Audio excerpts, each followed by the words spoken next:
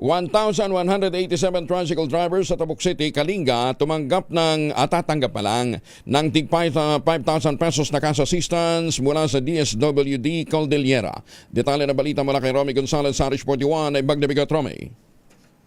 Abot sa 1,187 tricycle drivers sa Tabuk City, Kalinga ang tatanggap ng tig 5,000 pisong cash relief assistance sa ilalim ng Assistance to Individuals in Crisis Situation o AICS ng DSWD Cordillera sa araw ng Miyerkules, Abril 8. Ayon kay DSWD Cordillera OIC Regional Director Enrique Gascon, inuna muna nila ang mga tricycle drivers sa Tabuk City na kabilang sa transport sector na apektado sa tuloy-tuloy na pagtaas ng presyo ng langis na dulot ng digmaan sa gitnang silangan.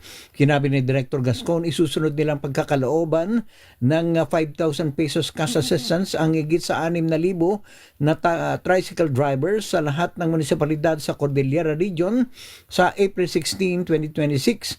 Ang listahan ng mga beneficiaries ay galing sa validated records ng mga local government units sa rehiyon. Tatanggap din ng katulad na pinansyal na ayuda ang mga tsuper ng pampublikong sasakyan. Hinihintay ng DSWD CAR ang listahan ng mga PUB drivers mula sa LTFRB na magiging basehan sa isusumiti nila para sa pondo na ipapamahagi sa mga tsuper ng pampublikong sasakyan sa rehiyon. Abot sa 30 bilyong piso ang inilaang pondo ng DSWD para sa transport sector sa buong Pilipinas sa ilalim ng Assistance to Individual in Crisis Situation.